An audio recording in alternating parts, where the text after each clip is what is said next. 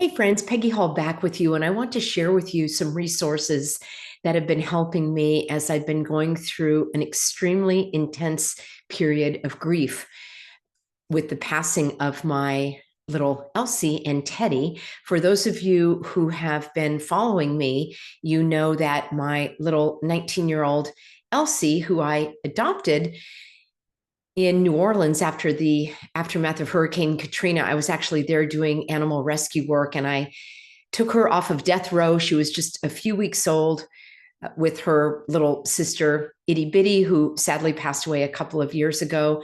So Elsie lived to be 19 years old, and I am so grateful for that blessing in my life. And then my Teddy girl, here she is. Let's see, that was 2017. So she was 7 years old. She lived to be 14 years old. Sadly, both of my animals passed away within a week of each other a couple of months ago. And I've been so bereft. And on this channel, I've shared with you some of my homeopathic remedies. In fact, there was another one that I came across, and this is a Star of Bethlehem, which is a type of homeopathic. They're called rescue drops, rescue remedy. And this one also I've been using. And this says it is to neutralize grief. I don't know if you can really neutralize grief. I think perhaps maybe help you deal with it, soften a little bit some of the exceedingly excruciating edges of this soul anguish. Those of you that have had the blessing of a furry family member in your life, you know exactly what I'm talking about. If you had a very deep bond with your animal family members, it's not like a human relationship. It can't be compared to that. The loss is unique, devastating. And I've had so many cards and letters and emails coming to me, and I'm so grateful for all of your support, which really does bring me some comfort. I've said it before and I'll say it again. There are some broken hearts that are only mended in heaven. Mine will be among those. I don't anticipate that my heart will heal. It certainly won't be the way it was, because these types of losses change you forever. And I'll never try to help or try to say, I will always try to help, but I will never say things like, oh, you'll get over it, or time heals all wounds. I don't think you get over certain losses. You accept them.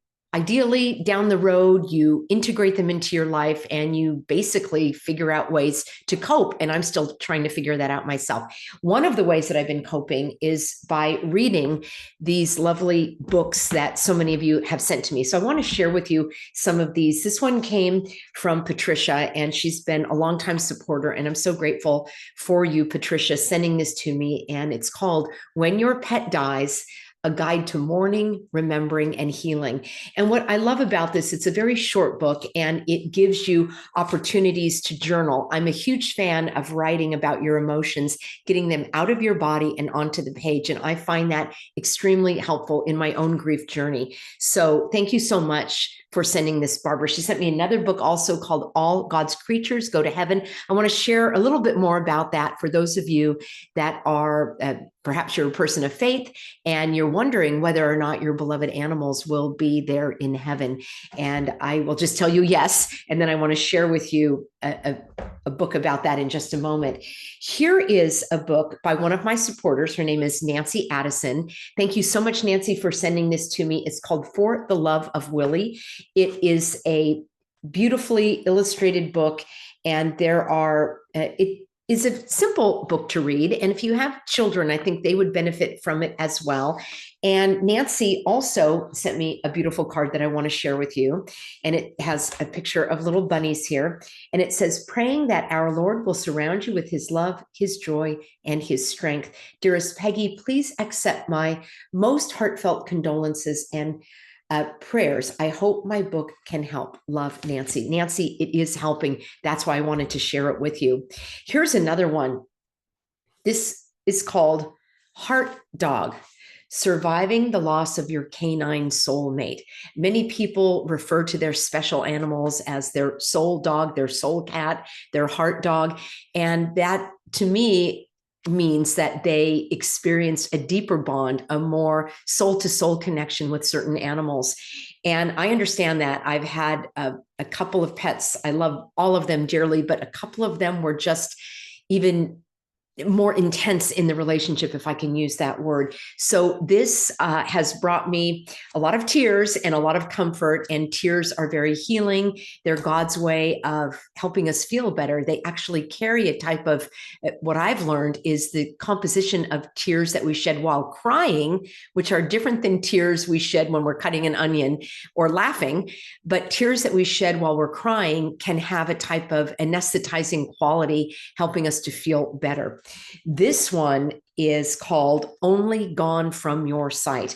And I found this to be very helpful as well. It's interesting because it is sort of a fanciful book, an imaginative book, meaning it was written from a dog's perspective. So if that's something that you think would resonate with you, that's what this one is all about.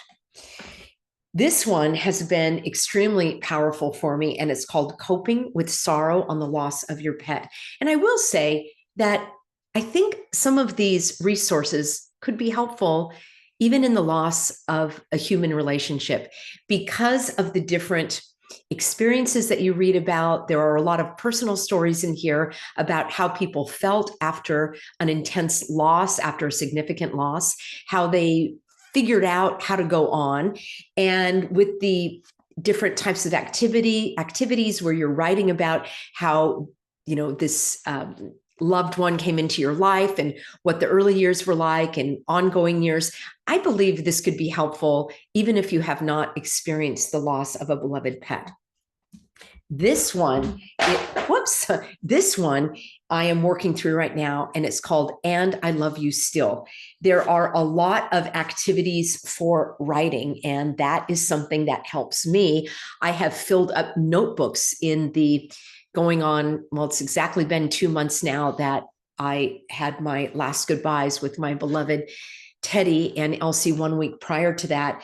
And I've already filled up notebooks with memories, with tears, with anguish, with all of the emotions that come up. And then this one helps you with ideas of what to write about. This may not be something you want to do right away, unless you're a person like me that feels comfortable picking up a pen and paper and putting those ideas and thoughts down. But it's something that I really recommend you visit from time to time, especially if you are still hurting and grieving, whether it's over an animal or a human. And then this one I wanted to share with you, and I'm going to read you a letter. So this comes from a longtime supporter, and she wrote this book. So now I have 2 books that were authored by supporters, and I'm so grateful, my subscribers. And this comes from Tracy Levins, and this is called Our Pets, Heaven Bound with a question mark.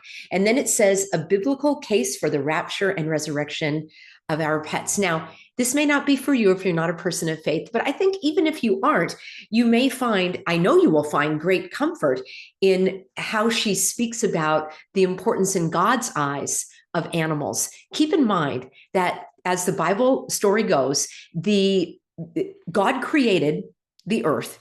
He created animals before he even created human beings. And we're told that Adam was created first, well, obviously before Eve, and Adam had a personal, unique relationship with the animals. He named the animals, he spoke to the animals, and that human-animal bond is what we experience as animal lovers who have invited these companions into our home. We become pet parents, basically, and I love that divine connection, that divine inspiration. Really, it is a divine relationship that God has ordained for us to take care of the animals. I want to read to you just a short part of Tracy's message here. And she says, Dear Peggy, I know you are a pet lover and that you recently lost your dog and cat within days of each other. Losing one pet is bad enough, but losing 2, the difficulty of that is not lost on me. Your most recent video made me cry, as I could see the sadness in your eyes and hear it in your voice, which is so unlike your normal upbeat demeanor. I'm going to upload that video to this channel because I'm not sure that I aired it. And that, yes, I did cry quite visibly, but those are valid emotions. She said, I know your loss happened in June. So for you to be bringing it up in July, again, tells me about the depth of grief you are experiencing. I'm so sorry to hear about your loss. And yes, the house is a shell of a structure without them. I know full well the impact of losing our furry family members, as I recently lost my companion of 17 and a half years. And she goes on to say that she's not married or she does not have any children. So the child was her cat. Losing him was so difficult and still is to this day. So I absolutely understand what you are feeling. And then she goes on to tell me that she just wrote this book. And so I'm so grateful for this, Tracy, and I can't wait to dig in. She said, while writing this book, I had such joy reading through all the scriptures that God has hidden in plain sight for those who have eyes to see. And I can't wait to do that myself, Tracy. She says, as I did my deep dive, I walked away with total confidence that I will see my beloved pets again. So I hope you walk away with that same sense of joy and peace that I found in writing this book. As an avid cat lover, I will be picking up my third fur baby July 12th. So that was just recent. And she said, I can't wait.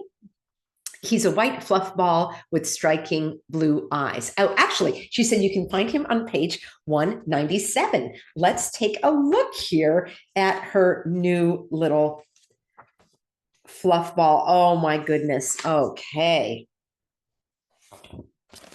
A tiny little kitten here.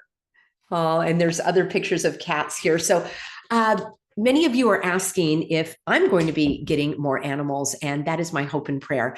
The animals that I've had in my life have come to me through very unique circumstances. That's probably similar for you as well.